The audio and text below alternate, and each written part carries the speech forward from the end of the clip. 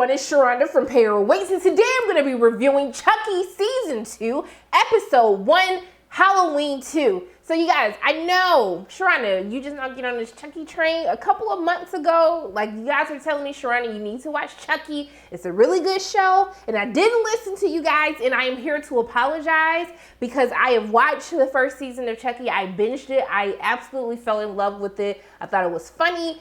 It made me like Chucky. And for those of you who don't know, me and Chucky, we fell out when I was 5 years old because I called the police on Chucky. Because I thought Chucky killed my brother. It's a whole story for a different day. But yeah, me and Chucky, we got beef since I was 5 years old. So I really wasn't trying to check for him. But I have to say, Chucky, you doing the dang old thing. Like, you got a good TV show. So season 2 picks up where we left off at the season finale of season 1, where we didn't know necessarily what happened to Andy. We thought he was dead, but he survived the explosion, and he hijacked the bus of Chucky's as Chucky was trying to take over the world, his world domination with the Chucky dolls. But before we could root for Andy, we realized that Tiffany was in the truck. So Tiffany got Andy held up at gunpoint, like, don't do nothing, keep driving this dang on truck. But what was sending me is this conversation that the other Chuckies were having. Whoever didn't invite my homie, my bald head scallywag Chucky homie, to the orientation where he can get his wig and he can get his knife, like, that's so disrespectful. Like, I truly didn't understand it. But I was laughing at the fact that he said he didn't know about the orientation and the fact that they kept roasting him like this. I was like, wow. So all the Chuckies just gonna be shady to one another. But that's what I love about this series, because it knows how to be funny while still being creepy at the same time. But we see that Tiffany, you know, she's hearing this commotion that's happening in the back of the truck while she's sitting up here trying to hold Andy hostage. And then the black mama voice came out. She was like, don't make me come back there. She said, get back in y'all boxes. Don't make me come back there. You know, it's like a black mama say, if I gotta come in there, it's gonna be some problems, okay? But we see that before...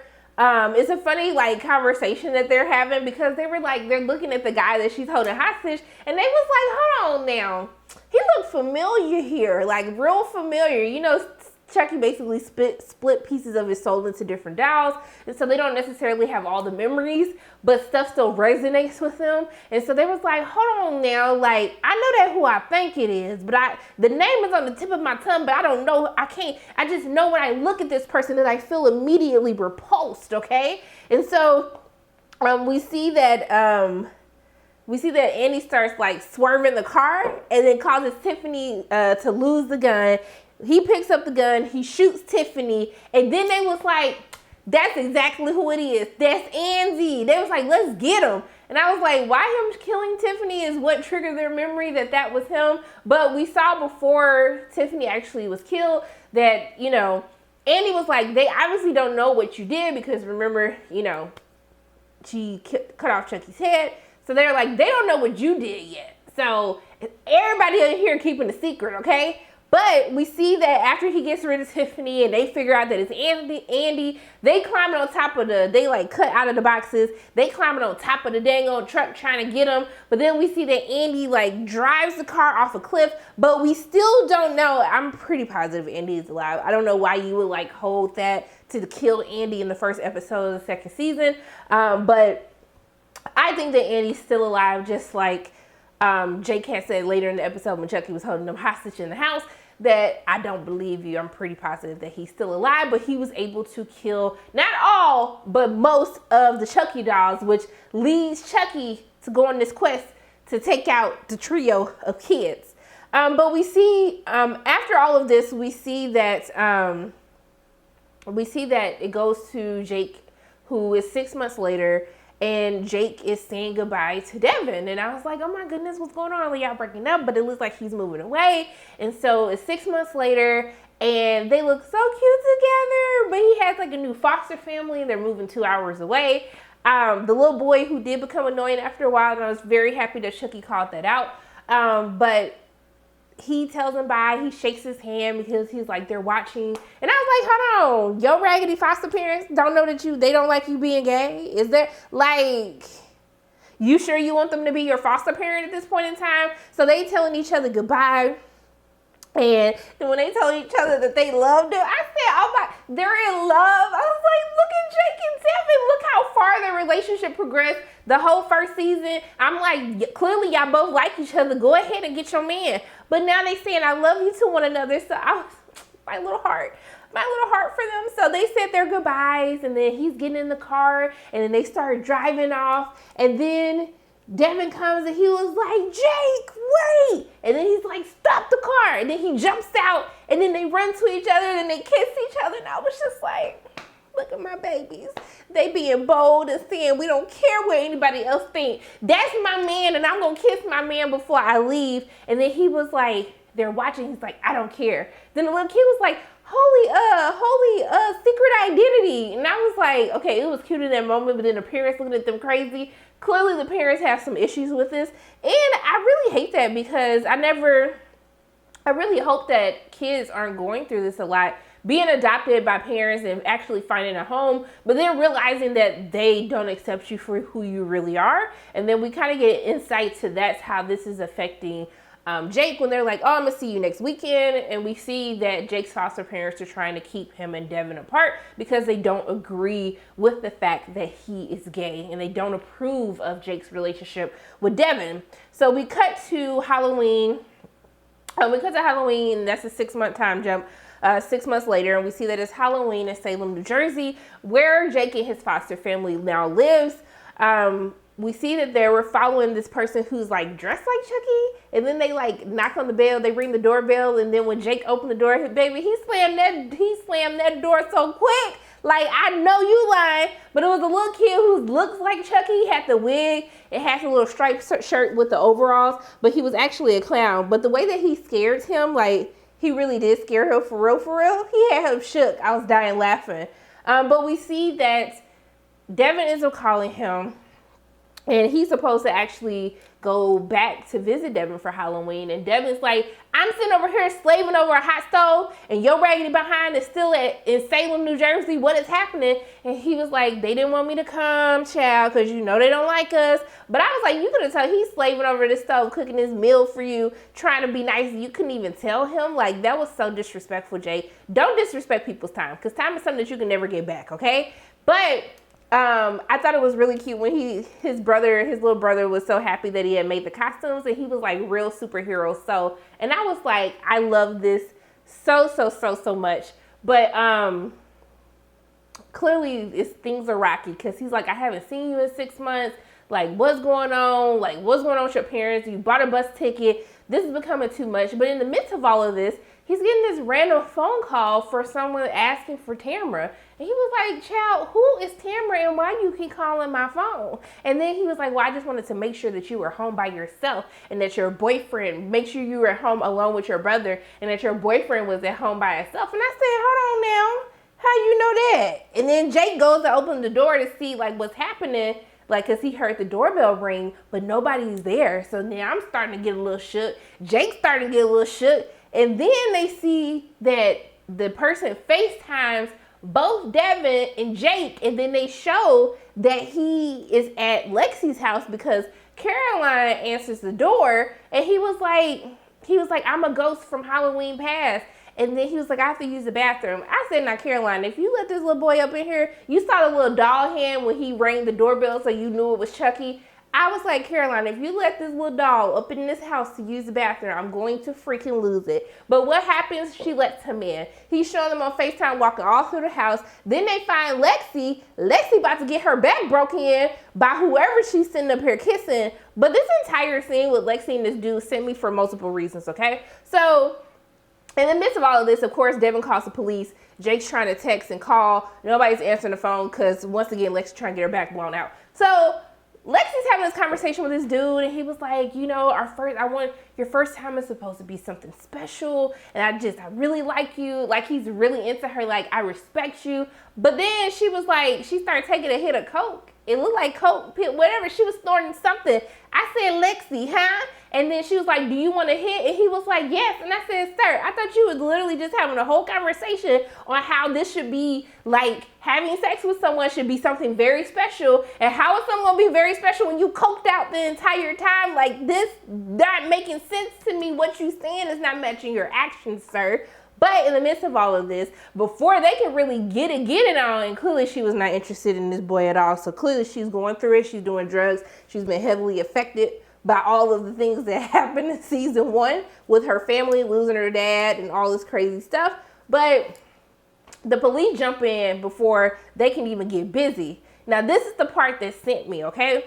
So she finally sees all her text messages with them saying that Chucky's in there, woo, woo, woo. But y'all, the drugs is right there on the counter. And I know what y'all gonna say. Sharana, she used to be the mayor's daughter and, you know, her mom probably got connects, but there's literal drugs right there.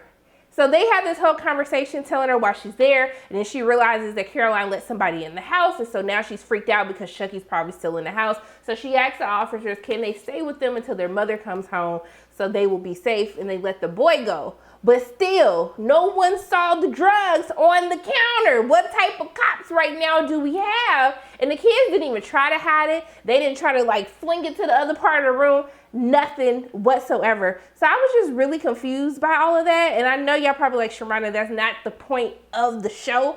But still, you literally had drugs right there and the police did nothing. But, so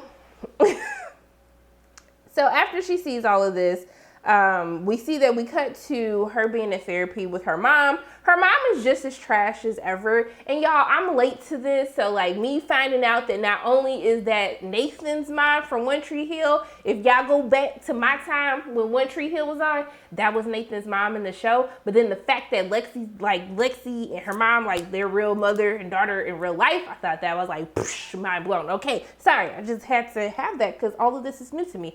But the way that they're in therapy and Caroline is like, look, this raggedy doll, Chucky did all of this stuff. I don't know what y'all talking about. It was Junior. Junior took the blame for killing everybody in the town.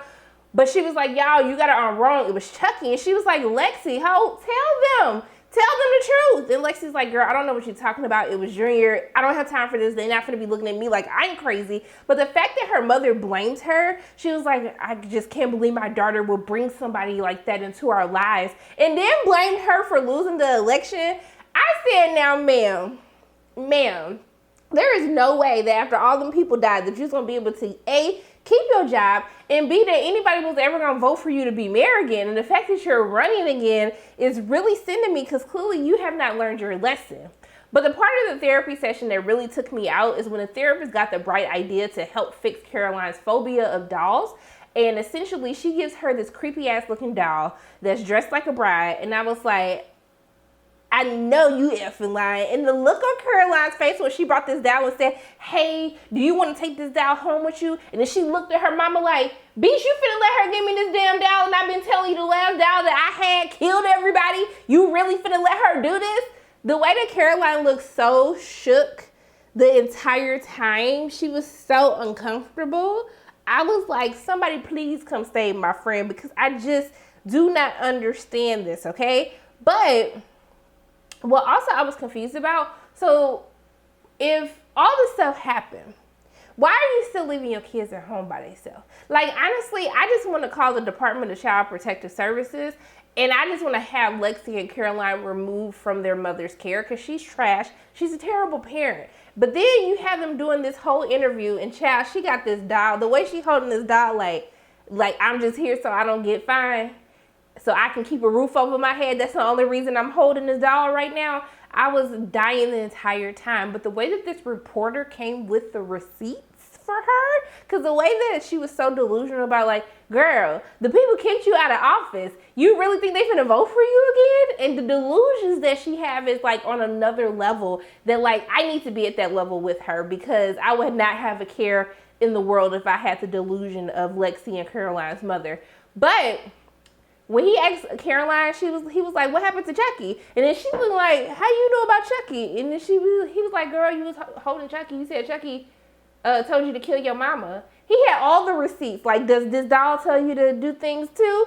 And she was like, this interview is over. And I said, honey, he really came with he was the bone collector. He was like, let me get all of these secrets right now. But we see that once they get home, I guess Lexi then has this epiphany like, oh, hell to the no, not another doll. So she goes into her room, into Caroline's room. Baby, she picked the doll up and then she started beating the doll. Okay, and I was like, that's fine. I get it. You just want to make sure she's not real. But what I didn't understand is after you beat the doll to smithereens and then you tied her up to the chair, like, what was the point? Why not just throw away the doll, get rid of the doll, burn the doll? Just take the blame on yourself, okay? But then she was there, Caroline, talking about, like, don't F with dolls, like, say it after me. And I was like, so you got your baby sister cursing now, Lexi? You up here using drugs and stuff, and you got your girl cursing? And then you gonna give this little girl a knife? Caroline already had her challenges, okay? Because the way that she just latched on to Chucky, that really unsettled my spirit, because you know little kids be scaring me. So the fact that you gave this girl a knife, I said, honey, I was on the phone. I said, y'all, I need y'all to come get Caroline right now, because she's not safe for her sister or her mama at this point in time. But we see that, so we see that she gives her the knife, and then she kind of, her, Jake, and Devon, they're kind of all kind of been talking again. Because we see that Jake ends up popping up at his boo Devon spot. And when I say that Devon was ready, baby, Devon grabbed that boy so quick and threw him on the bed and started kissing him. I think he thought he was getting a booty call. Then he said, talking about, we gotta go get Lexi. And I was like, Lexi? I think Devon trying to get his back bone in, like, what you doing? What we talking about? Lexi can wait. Lexi didn't even want to answer y'all phone calls because she was trying to get her back blown out. So I don't even understand why you wasting time. You need to be with your boo and worry about Lexi later. But of course they go to help Lexi, child. So they sneak into the house. Lexi set up here smoking weed. I said, Lexi, what drugs aren't you doing at this point in time? And why does your mother not smell the weed in the house? Remember, she started smoking the weed in the first season, like she was attempting to do it. But I was like, your mama is terrible, very terrible, Lexi. So they come into the house, and then they go to check on the doll, and then the doll's missing from the chair. I said, oh, hell no. But then we see that the doll's in the bed, and Caroline was like playing like she was asleep, but I guess she was really trying to make sure that the doll was real or not. She had the little knife like, I dare you to move. I dare you to try to touch me in my sleep. Oh, it's gonna be your ass. That's basically how, Carolyn was a G. She was a G, because I wouldn't have had a doll next to me, sleeping next to it, even if I did have a knife. Absolutely not. Couldn't even do it. So the next day, the mom already left because she a trash parent. She already left, and so basically they get a knock at the door. And so Devon and Jake, they go downstairs. They answer the door. It's Jake's little foster brother, and he's holding Chucky, who's holding a bomb. I said, now how this little boy didn't get up here with this bomb? And so they asked the questions that I was thinking, and he was like, Chucky was like, baby, I've been taking Uber, honey. You think I've been running my little behind up and down? Do you know the work that I had to put in back in the late 80s and the early 90s, trying to get back and forth to kill people, taking people hostage? I said, low-key, the way that he talked about how convenient Uber has made his life as a serial killer, I was like, maybe he should really try to get a brand partnership with Uber, because I was like, it was a very compelling story. But he was like, as soon as Lexi bring her raggedy behind down, it's y'all ass. I'm blowing everybody up. I got extra Chuckies left, so it don't matter. It don't matter for me, but I'm going to take all three of y'all out, because y'all are the reason that all my little Chuckies died, and my whole plan for world domination, it was totally ruined. So once Lexi bring her raggedy behind downstairs, it's over for all of you, okay? So he trying to text her on the low, but what is Lexi doing upstairs? Lexi's trying to get high. She takes her mother's pills. She's smashing them up, snorting them. I was like, sis, you're not going to check your phone. You don't see your phone going off. You don't think it's a little weird that it's so quiet, especially since y'all was worried about Chucky. So he talking about, I'm just waiting for her. And then the little boy kept saying the Batman stuff, and that's when he was like, sir, it's getting old now. I said, thank you, Chucky, because I was thinking the same thing. I said, say one more thing, little boy, and I'm not going to feel sorry about your death, okay? So then Lexi dumbass come down the steps because, of course, she didn't get none of the text messages, okay? So then she sees Chucky. He about to blow up the little detonator for the little homemade bomb that he made, but then Devon comes in with the little taser, and he, like, flies across the room. Then the little boy picks up the bomb, runs to the other room, then stops when he sees Belle, and then basically, oh my God, Did Caroline die too? Yo, I gotta go back and watch. Because you know what? He saw the doll, but actually I don't think Caroline was by the doll. I think the doll was empty. Lord, please don't let nothing happen to Caroline. Just charge it to my forgetful mind. But I really believe that she wasn't there. But if she was there, Lord, please take care of my girl. Just take care of her. But I really think that she's alive. I know y'all gonna comment in the comment section, but like, girl, she's alive still. But I just had that epiphany. I'm sorry, y'all. I'm going off my memory. So the explosion happens. And basically we see that they're in therapy because they're talking with the therapist and this guy who's telling them that they're going to go to juvie because they've been blamed for creating the bomb, causing an explosion, or the kid dying. I think Caroline's alive. I'm sorry. I just had a lapse of memory. She's alive. She better be, or it's going to be your ass. So they ended up getting sent to a Catholic school because the therapist stepped in and said that they've been through enough trauma. And so as they're going to the Catholic school, you know, Lexi's like, you know what? I think my bully was here. My mom had him sit here. He used to like bully and torture me. He's taught me everything that I know. And if he taught you and I still don't like Lexi, y'all. I don't care what type of redemption arc they tried to give her. Everything is still too fresh for me. But yes, so they end up going to the school. But then they was like, why does this look so familiar? And I said, yeah, honey, this look real familiar. And then I was like, it's the school that Charles Lee Ray was at when he killed, before killing the little janitor dude that disrespected his only pair of shoes. And I was like, wow. One of the things that I really do love about this show is how they take the Easter eggs from the other films and how they took the time to introduce like layers of Charles Lee Ray's backstory and actually like weaved out this entire thing, that everything has a purpose. Every set piece we see has a purpose. Every story they tell about Charles Lee Ray has a purpose. And I really love to see how all of these things fall into place. But I'm excited to see what's gonna happen. I'm a little sad because they at the Catholic school. So I know that Devon and Jake not gonna be able to have their little boo thing relationship going. They're gonna have to be in secret. But yeah, I'm excited to see where this is going. I'm really excited about that. I'm excited to see that Andy's gonna be alive, because I do not believe that he's dead either. But yeah, I'm okay with this right now. I'm okay with Chucky right now. I thought it was fine for a first episode. I'm excited to see what's gonna happen with this little doll. This little bride doll. I don't trust it. I don't like it. But yeah, let me know in the comment section below, what did you think of this week's episode? Did you love it? Did you hate it? What are you most excited to see? What were some of your favorite Easter eggs in this episode? Let me know in the comment section below, what did you think? But that is my quick thoughts. Ain't no quick thoughts, it's a 22-minute video, but my quick thoughts, but plus a recap of Chucky Season 2, Episode 2, Episode 1, Halloween 2. As always, my name is Sharana from Pair Waits, and if you like what you saw today, make sure you hit the like button. Make sure you hit subscribe. Hit the notification bell. Tell your friends, your cousins, your co-workers, just come and follow along with me, okay?